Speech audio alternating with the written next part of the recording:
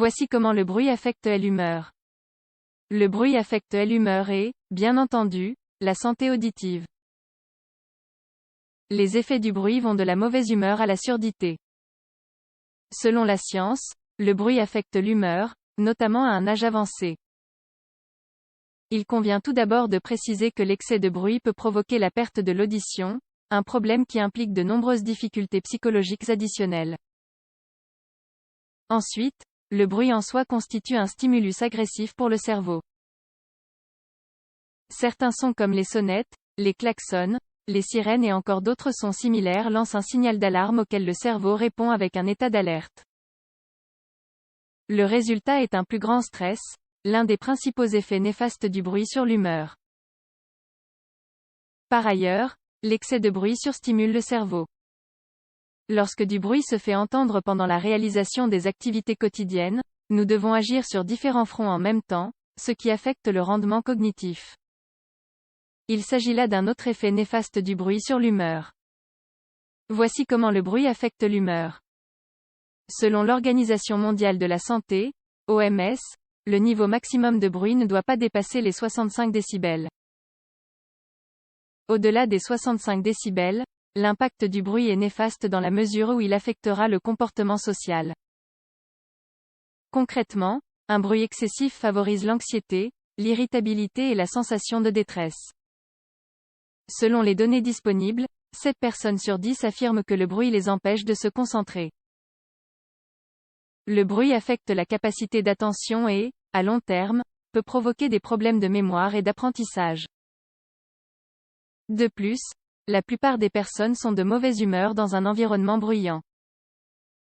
Le bruit peut également affecter l'humeur lorsqu'il nous prive d'un bon repos. Nous avons besoin d'une ambiance silencieuse pour trouver le sommeil. Un environnement bruyant favorise l'insomnie ou interrompt tout simplement le repos. Cela entraîne de nombreuses conséquences néfastes pour la santé, des conséquences à la fois psychologiques et physiques. Le bruit et l'architecture orale.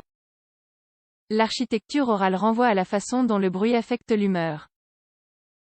La science a déterminé que les propriétés acoustiques d'une habitation, d'un immeuble ou de toute autre construction affectent directement les émotions des personnes. C'est ce qu'étudie l'architecture orale. Les spécialistes de ce domaine signalent que la façon dont une structure concrète est construite détermine ses propriétés acoustiques, et ces propriétés acoustiques, à leur tour, influent directement sur l'humeur des personnes. L'architecture orale s'intéresse à la construction d'un bâtiment et aux matériaux utilisés pour cette construction depuis une perspective acoustique. Trevor Cox, ingénieur en acoustique au sein de l'Université de Salford à Manchester, Royaume-Uni, est un spécialiste dans le domaine. Cet ingénieur en acoustique signale que les structures comme celle de la basilique Sainte-Sophie en Turquie sont des structures qui apportent une sensation de paix dès qu'on pénètre ces structures de par leur esthétique acoustique. Une étude sur le sujet a révélé qu'écouter brièvement un son de 100 Hz réduit l'activité dans les centres de la parole et déplace cette activité vers les régions du cerveau associées à l'abstraction et à la créativité. Le lien entre musique et humeur.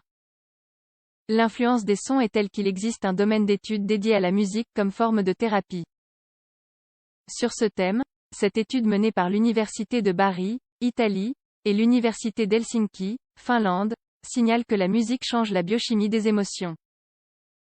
Dans le cadre de cette étude, laquelle a été publiée dans la revue Nature, les chercheurs ont observé des changements au niveau des récepteurs dopaminergiques suite à un stimulus musical. Cette recherche est une première approche cherchant à donner forme à des traitements non médicamenteux pour traiter les troubles de l'humeur. Des traitements basés sur la musique ont déjà été mis en pratique pour des personnes atteintes de la maladie de Parkinson et de la maladie d'Alzheimer. Ces traitements ont apporté des bons résultats. Par conséquent, si la musique a ce pouvoir bénéfique sur notre humeur, il est évident que le bruit peut aussi affecter l'humeur de manière néfaste. Prévention et recommandations. Les grandes villes souffrent de pollution auditive. L'idéal serait donc que chacun s'engage à diminuer le niveau de bruit dans sa vie quotidienne. Les actions volontaires comme ne pas klaxonner si ce n'est pas nécessaire, évitez de mettre la musique trop forte ou encore parler fort aiderait beaucoup.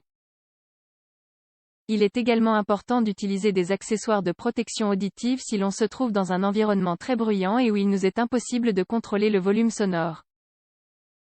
Même si vous disposez d'accessoires de protection auditive, il est toujours préférable d'éviter les endroits excessivement bruyants.